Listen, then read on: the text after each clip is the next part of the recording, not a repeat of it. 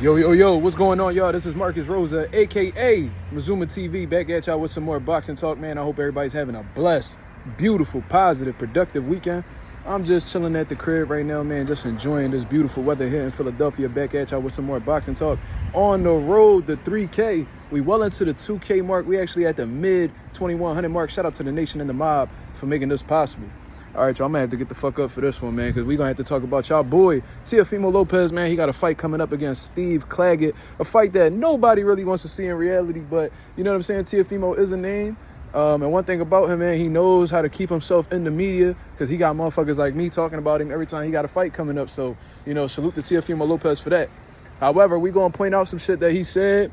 A little bit of hating on Teofimo Lopez's side, man. This isn't something that's relatively new or anything like that, man. He hates on just about everybody, man. He hates on black fighters, man. You know, he went on that whole little spiel with Top Rank and stuff like that, how, you know what I mean, they treat black fighters well and they don't treat him well and stuff like that. And then he also, you know, he hates on guys like Devin Haney. He constantly hating on Gervonta Davis. That shit is just plain as can be, you know what I'm saying? But now he's turning it up a notch just a little bit, and he's talking crazy about Jaron Ennis now. You see what I'm saying? So Jaron Ennis, obviously the IBF welterweight champion of the world, somebody who's not even a big trash talker, man. He's dedicated to the boxing life, you know what I'm saying? Always in the gym, even when he don't got a fight date, he's helping train other fighters. He's his own promoter now.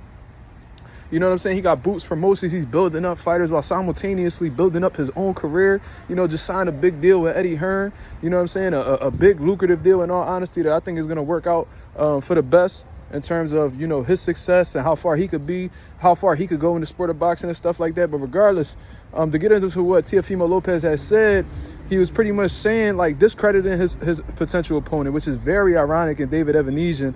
And then went on to say how he's had 30 club fights, and all of those fights were in Philadelphia. So, you know, with me being in Philadelphia currently, you know what I'm saying, and knowing Jaron Ennis for a good while now, I'm here to correct some shit and actually bring facts to the table. You feel what I'm saying? So let's address this, number one, right? Jaron Ennis had a completely different career than Teofimo Lopez did. When Jaron Ennis was coming up, he didn't sign with a big promoter. You know what I'm saying? He had a manager by the name of Cameron Duncan, and Cameron Duncan was pretty much just funding his fights while he was just building up his records and just moving on his own terms, fighting on multiple different promotional companies. I've seen him fight on Hard Hitting Promotions. I've seen him fight on King's Promotions. I've seen this man fight on multiple platforms until he got that Showtime deal. You see what I'm saying? Fought all over the country, was just staying active, staying busy, and really didn't have nobody weighing him down. Teofimo Lopez, he had a big-time promoter in Bob Arum. However, he was limited in what he could do. You see what I'm saying? So you could look at it as a good thing on Teofimo Lopez. He had the big promoter who was able to get him the recognition, put him in great opportunities. And you could look at it as a bad thing because he didn't have the freedom that he really wanted. And Teofimo Lopez constantly talks as if he's a boss, but in reality, you know what I'm saying? He gets told what to do. He said he wanted to fight in Honduras. They told him to sit his ass down and go take this fight out in Florida. You see what I'm saying? And try to consider it a homecoming fight, even though supposedly he's a Brooklyn fighter. You see what I'm saying? But regardless, let's address the facts here. You see what I'm saying? Now, Jaron Ennis is currently 31-0. So the fact that this man is saying that he had 30 fights, 30 club fights, you pretty much disrespecting this man and what he's done so far in his career. Jaron Ennis, prior to this Wells Fargo fight, this is facts right here. Prior to this fight going on currently in Wells Fargo in Philadelphia, Boots has not fought in Philadelphia since 2018. 2018, he fought another Philly fighter in Raymond Serrano, and ever since then, he's been on the road. This man done fought in Flint. This man fought in Atlantic City, which is not too far from Philadelphia, but it's not Philadelphia. This man done fought all over the place. You know what I'm saying? So that's just addressing that. So the fact that you're saying that all of his fights were in Philadelphia and there were club shows, absolutely ridiculous. And Jaron Ennis has been on TV essentially since the Armando Alvarez fight, his showbox bout. You see what I'm saying? He went on to fight Sergey Limpinets, Castillo Clayton, Thomas Delorme. You know what I'm saying? Like, he's I believe I already said Sergey Limpinets, but regardless, you get the point. Romain Villa, and they've been on some great cards. You know what I'm saying? He's been a part of some great events. You feel what I'm saying? So it just sounds absolutely ridiculous that Teofimo is actually taking this approach with Jaron Ennis, because for one, Jaron Ennis, he's not somebody that's even on your radar, because whenever you would talk about possible opponents, Jaron Ennis is never mentioned. You know what I'm saying? You mentioned guys like Gervonta Davis. You mentioned guys like Terrence Crawford. You never mentioned Jaron Ennis' name, which I think is very interesting. Yet you're going out of your way to try to discredit this man and how far he has come in his boxing career. Another thing, the reason why you were able to get more opportunities than Jaron Ennis at this point in his career is because there were people that were actually willing to take the challenge against you because they thought you were beatable. You see what I'm saying? You're not as talented as Jaron Ennis. You don't have scary power like Jaron Ennis. Even when you were at 35, your power wasn't up to Jaron Ennis' level. Jaron Ennis is a way better fighter than Teofimo Lopez from a skill set standpoint. Accolades, he's working on it.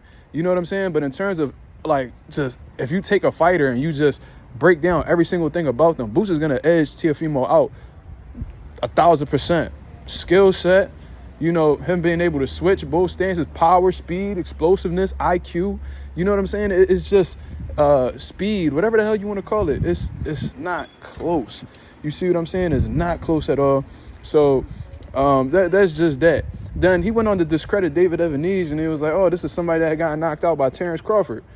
Okay, that's factual. That's actually facts. But, you know, you don't really got much room for talking yourself, because when you really look at where you're currently at in your career and who you're fighting somebody who's 38-7.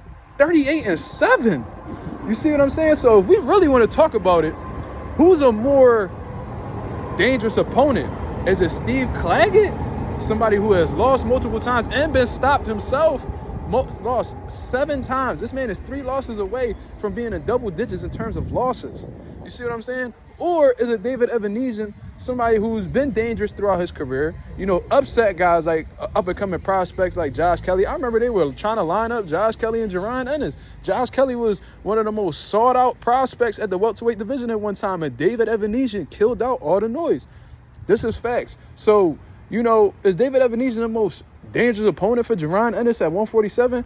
Absolutely not. But we got to take into consideration that this was a substitute because Cody Crawley failed his eye exam. You see what I mean? Meanwhile, you fought Steve Claggett off the rip. He's not a substitute. He's not a last-minute replacement, whatever the fuck you want to call it. This was your primary opponent. This was a rumor. There was rumors of you fighting him months, like a whole month before you actually signed it and made it official. So this was somebody I was taking into consideration off the rip. When Steve Claggett, in reality, is more of a last-minute opponent than David Evanesian is, if we keeping it 100. You see what I'm saying? But I see Teofimo Lopez hating out here on Jaron Ennis, man, and it's absolutely disgusting. And it's like, if you're this, you know, risk taker, if you're this, you know, this guy who's an old school fighter and stuff like that, why don't you call out Jaron Ennis? You see what I'm saying? You want to fight Terrence Crawford, you know, why don't you establish yourself in the welterweight division before you can make a quality case for that? Because as of right now, Terrence Crawford is focused on Israel MarkMazuma, first of all. That's going to be a tough fight in my opinion. But besides that, he's locked in on the Canelo Alvarez fight, right? So why don't you make yourself a strong candidate? You know, you actually prove yourself in the welterweight division to get Terrence Crawford's attention. Why not face the other belt holder in the division? Not Mario Barrios, because, you know what I'm saying? You know, much respect to Mario Barrios, but he's not a threat like a Jaron Ennis. Fight Jaron Ennis. Fight Jaron Ennis. Defeat Jaron Ennis. Since you going out of your way to, you know, degrade the man, or you trying to, you know, downplay his resume and what he's done and how far he's come in his career, why don't you face him? Why don't you face him? He's a club fighter, right? Face him.